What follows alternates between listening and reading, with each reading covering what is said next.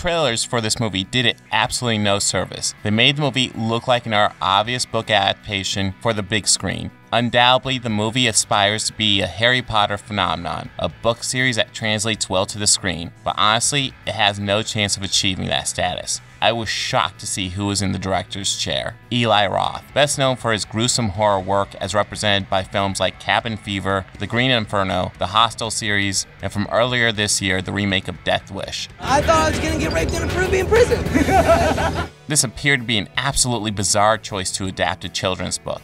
At times, such a choice can prove to be inspired. After all, I have hated pretty much all of Roth's filmography to one degree or another. But maybe this complete change in genre would ignite his imagination and invoke a new passion for filmmaking in this director. If this was the case, it did not translate onto the screen. The story is about an orphan, Louis Barnevalt, Owen Vaccaro, who finds himself having to live with his uncle Jonathan, Jack Black. Jonathan has a house filled to the brim with clocks, and a neighbor, Cate Blanchett, who visits frequently. Louis quickly learns that Jonathan is really a middling warlock, while the neighbor is a much more advanced witch. The clocks in the house are there to cover up the sound of the house's internal clock, placed by Jonathan's old partner Isaac Izzard, Kyle MacLachlan. The three must team up to solve the riddle of the clock before it's too late. What is most shocking about this movie is the fact that it stars Jack Black and Cate Blanchett, two actors known for giving memorable performances. Both appear to be phoning it in. They aren't bad per se, just not up to their usual standard. The movie plays out just as you'd expect.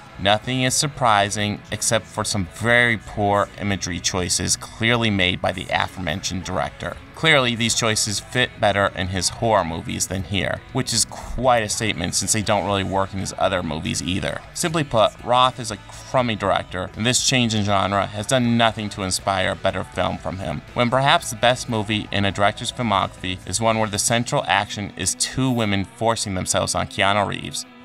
It was free pizza! Free fucking pizza!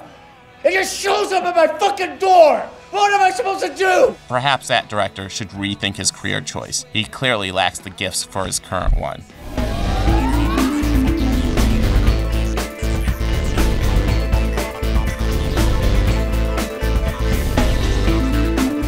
Hey, if you like this video, please make sure to hit that like button and go ahead and subscribe. That helps me out a lot. And if you really love this video, consider visiting my Patreon page.